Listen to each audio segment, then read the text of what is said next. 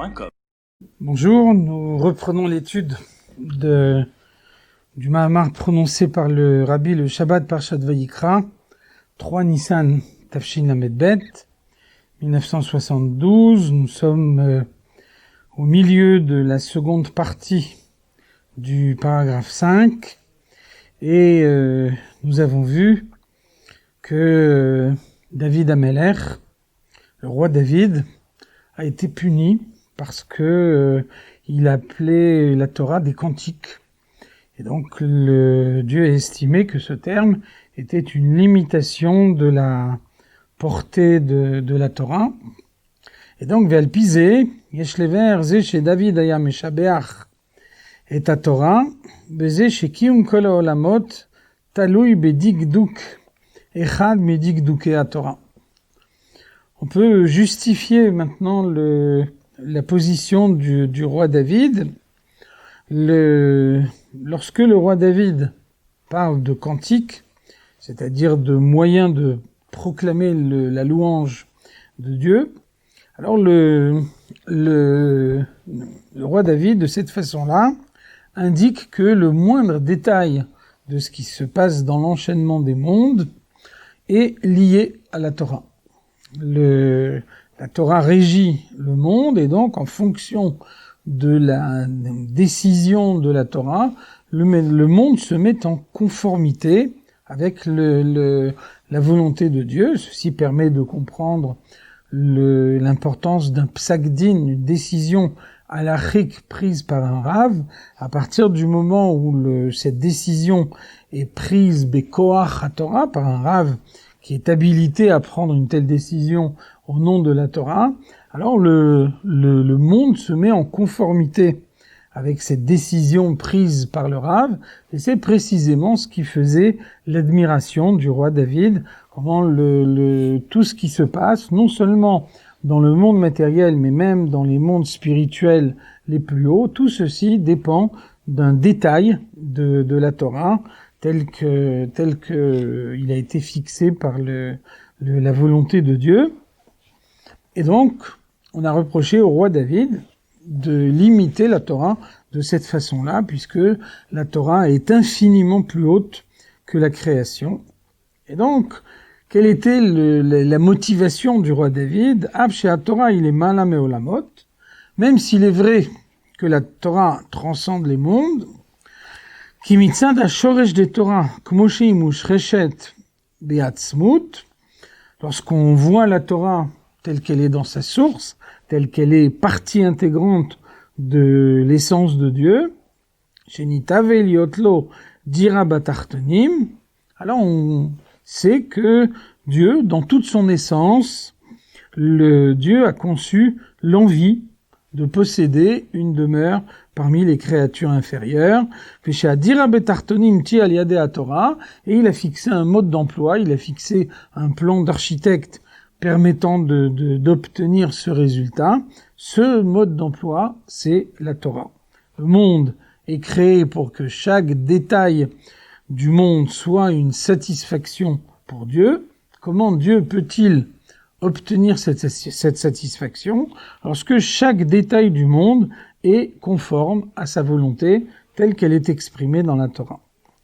Ze shechayut kol haolamot talui bedigduk echad des Torah ou Shifra chez la Torah Kivyachol. Et donc, David Amelech fait l'éloge de la Torah en constatant toute la puissance qui lui a été accordée, la possibilité qui est donnée à la Torah grâce à une explication qui est développée dans un sens ou dans l'autre, de faire que l'existence dans les mondes matériels prendra une certaine forme ou une autre forme. Donc le roi David s'extasie devant cette capacité de la Torah. Et donc en conséquence, son admiration était à juste titre. Pourquoi est-ce qu'il a été puni? Eh bien, nous dit le Rabbi, il a été puni, les fiches shvachim shaykh les gilouy, ou mitzad a gilouy de Torah kol olamot em lo chashiv. Quand est-ce qu'une éloge prend un sens? l'éloge prend un sens uniquement par rapport à une situation révélée. Uniquement en constatant la révélation, l'aspect de révélation qu'il y a dans une situation, qu'on peut dire quel est l'éloge qui convient pour pouvoir décrire cette situation. Et donc, en l'occurrence, quand on parle de Torah, la révélation de la Torah au sein de la création fait que tous les mondes sont totalement insignifiants par rapport à Dieu. C'est la raison pour laquelle la louange que le roi David fit de la Torah était au final une louange inadaptée, le justifiant que le roi David soit puni. C'est évident que Dieu est medagdek les tzadikim kechut asehara. Dieu observe les tzadikim avec une rigueur accrue, compte tenu des immenses capacités qui leur sont accordées dans le service de Dieu. Et donc, ce qui, de la part de quelqu'un d'autre que le roi David aurait été considéré comme une grande élévation, était, pour le roi David, une insuffisance au point de justifier sa punition. Commençons maintenant le paragraphe 6 de ce Mahamar. Tout ce qui vient d'être dit nous permettra de mieux comprendre une notion introduite par le Tanya.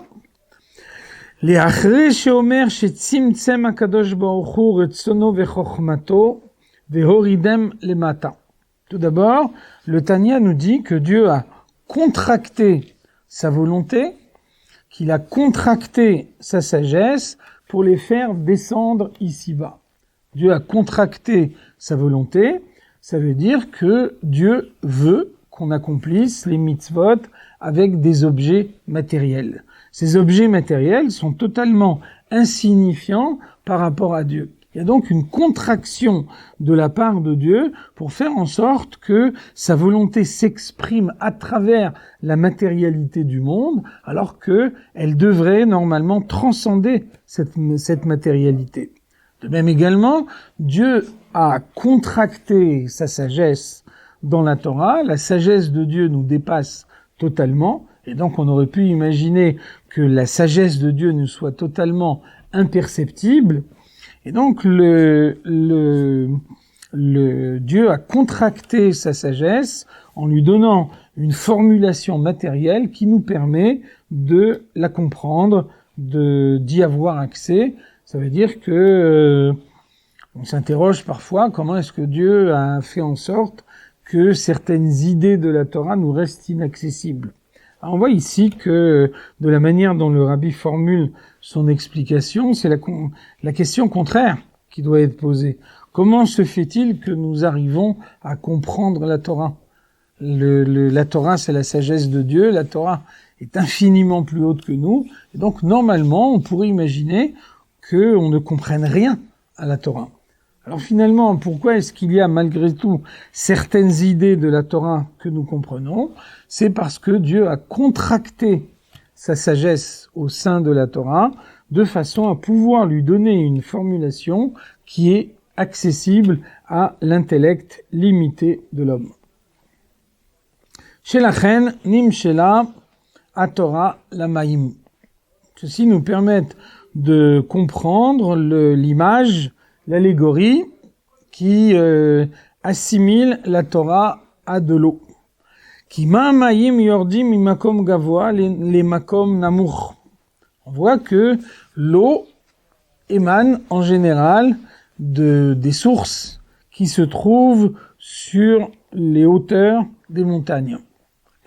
Donc il y a sur les montagnes des sources qui se trouvent très très haut, et puis ensuite ces sources, elles coulent dans un premier temps goutte à goutte, petit à petit elles forment des fleuves qui deviennent de plus en plus importants, et puis ensuite la Torah nous dit Kolan chalim olchim elayam. Tous les fleuves se jettent dans la mer.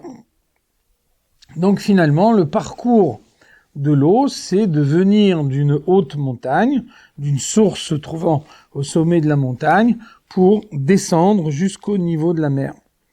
Alors c'est l'image qui est suggérée au moment où la Torah est comparée à de l'eau. La Torah émane d'une source céleste qui nous dépasse complètement, et elle a été descendue ici-bas dans un monde où Dieu lui a donné une formulation qui nous permet de la comprendre. Kach Torah yarda mimakom kvoda. Donc la Torah vient du lieu céleste dans lequel se trouve tout son honneur. Sheiretsono vechochmato yidbarech. Elle est la volonté et la sagesse de Dieu. La sagesse parce que la Torah donne des explications, dont certaines ont été descendues jusqu'à nous. La volonté de Dieu parce que c'est la Torah qui nous dit que ceci est permis et que ceci est interdit, que ceci est pur et que cela est impur. Donc ça c'est bien l'expression de la volonté de Dieu. Delet marshava tfisa beklal. Et on voit que la pensée humaine est incapable de saisir Dieu.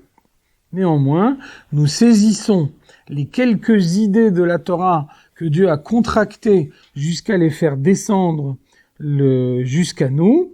Et donc, de cette façon-là, puisque, comme on l'a vu au préalable, Hu vechormato echad, Dieu est totalement unifié avec sa sagesse. Donc, au moment où nous comprenons une idée de la Torah, nous comprenons Dieu lui-même à travers son expression dans cette idée précise de la Torah. Donc, de son état initial, se trouvant dans l'essence de Dieu, et en laquelle personne ne peut la comprendre, Misham nas'a veyarda, c'est de ce niveau élevé que la Torah est descendue ad shenitlabsha bidvarim gashmim vinyane olam hazeh, jusqu'à s'introduire dans des objets matériels, dans tous les domaines de ce monde, et c'est comme ça que la Torah peut régir tous les domaines de ce monde, indiquer ce qui est permis et ce qui est interdit, l'acte qu'on a le droit de faire et celui qu'on n'a pas le droit de faire, et donc de cette façon-là, en respectant scrupuleusement les prescriptions de la Torah, un homme a la possibilité de se conformer à la volonté de Dieu et de cette façon-là de satisfaire son envie, l'envie de la création, et de transformer la matière du monde pour que cette matière devienne le reflet de sa présence, le ici-bas, parmi les créatures inférieures.